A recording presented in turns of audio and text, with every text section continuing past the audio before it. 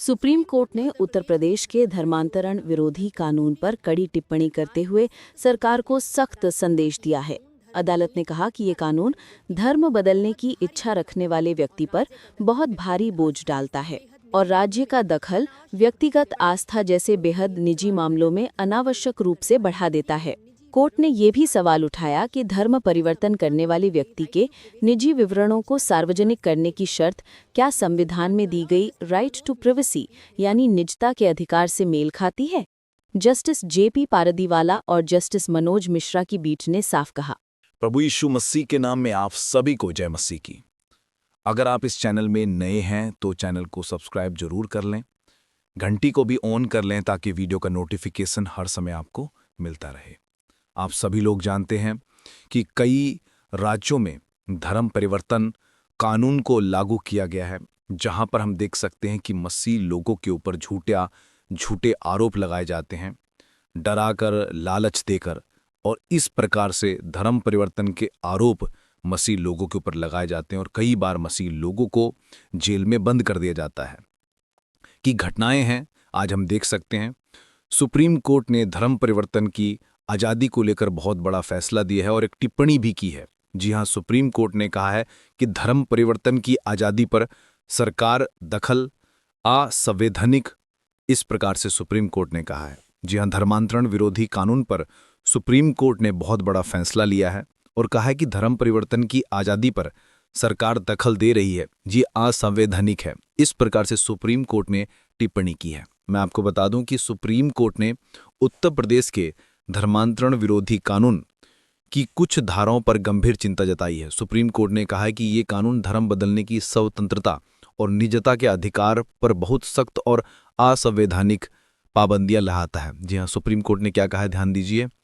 धर्म बदलने की स्वतंत्रता है, हर एक व्यक्ति को है और अधिकार भी है, पर जो उत्तर प्रदेश में या कई राज्यों में धर्म परिवर्तन जो कानून लगाए गए हैं उनमें बहुत ही सख्त पाबंदियां लगाई गई हैं। इसलिए उत्तर प्रदेश में जो धर्म परिवर्तन कानून के तहत सुप्रीम कोर्ट ने कहा है कि ये एक असंवैधानिक पाबंदियां हैं, इस प्रकार से कहा है। सुप्रीम कोर्ट ने यह भी कहा है कि किसी व्यक्ति की आस्था या धर्म परिवर्तन का फैसला सरकार की अनुमति का मोहताज नहीं होना चाहिए। ये एक निजी है, जो एक व्यक्ति की ये एक आस्था है, उसको स्वतंत्रता है, उसको आज़ादी है कि आप अपना धर्म चुन सकते हैं।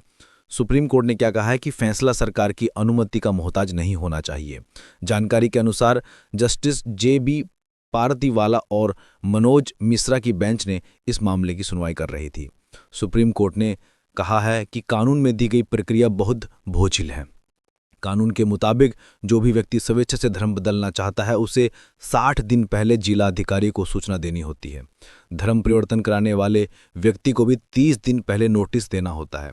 ऐसा न करने पर 3 साल की जेल और जुर्माना का प्रावधान है। सुप्रीम कोर्ट ने कहा है कि यह व्यवस्था व्यक्ति की स्वतंत्रता और आस्था की आज़ादी के मूल अधिकार का उल्लंघन करती है। इससे राज्य व्यक्ति की निजी मान्यताओं पर निगरानी करने वाला बन जाता है, जो अनुच्छेद के 25 के खिलाफ है, ये सुप्रीम कोर्ट ने कहा है।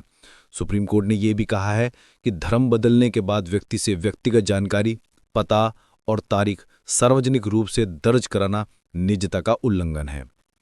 इसलिए सुप्रीम कोर्ट ने कहा है कि उस व्यक्ति की सार्वजनिक रूप से उसकी जानकारी देना यह भी गलत है।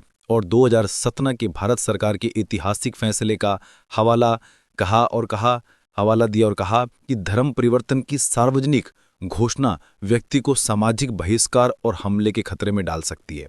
सुप्रीम कोर्ट के जस्टिस ने कहा है कि भारत का धर्मनिरपेक्ष ढांचा आस्था की समानता और अंतरात्मा की स्वतंत्रता पर टिका है।